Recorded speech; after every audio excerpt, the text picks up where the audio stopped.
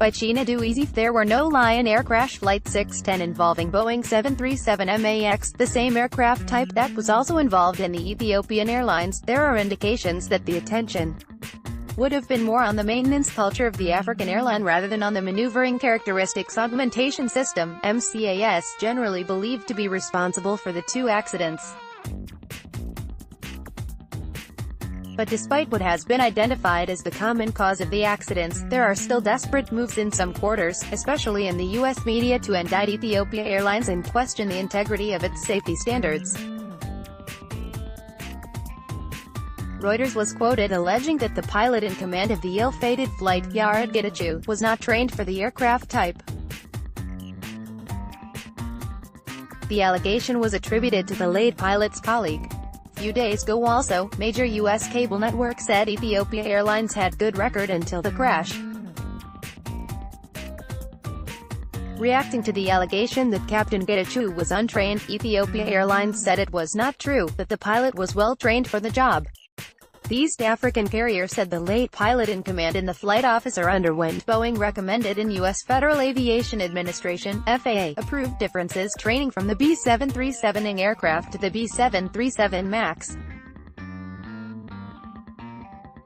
As efforts are being made to rope Ethiopian Airlines into the accident beyond what has been agreed to be the cause of both its in-line air accident in which 346 persons died, the group CEO of Ethiopian Airlines, Tewolde Gebremariem, reminded the aviation industry and the world that Ethiopian Airlines is a highly reputed carrier to come out of Africa, emphasizing that despite the accident, the airline still maintained its good safety record.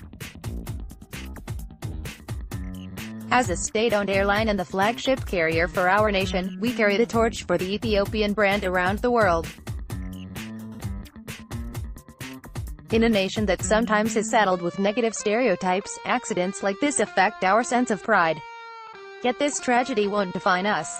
We pledge to work with Boeing and our colleagues in all the airlines to make air travel even safer. As the largest aviation group on the continent of Africa, we represent the new spirit of Africa and will continue to move forward. We are rated as a 4-star global airline with a high safety record and member of Star Alliance. That will not change, Gebremariem said. He said that the airline would fully cooperate with Boeing and other concerned authorities in the investigation of the accident. The investigation of the accident is well underway, and we will learn the truth. At this time, I do not want to speculate as to the cause.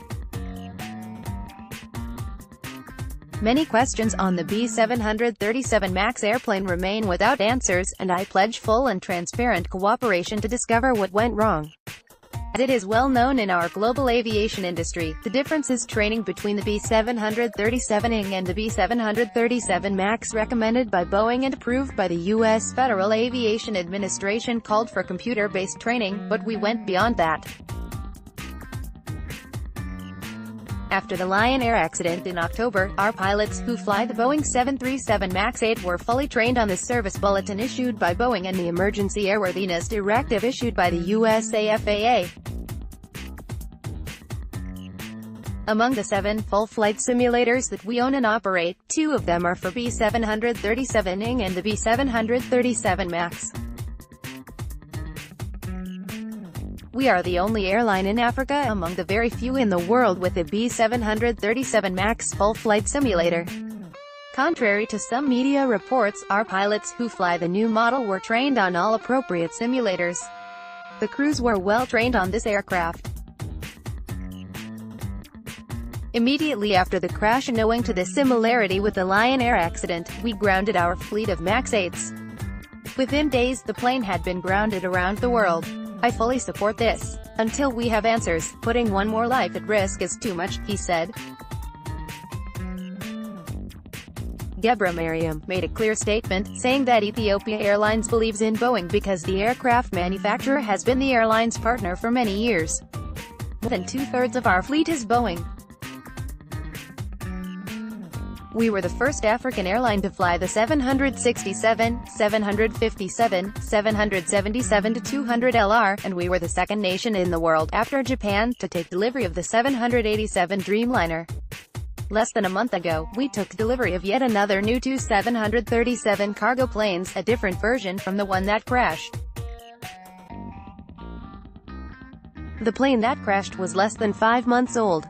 Despite the tragedy, Boeing and Ethiopian Airlines will continue to be linked well into the future. Gebra Mariam further said the airline would work with investigators in Ethiopia, in the US and elsewhere to figure out what went wrong with Flight 302.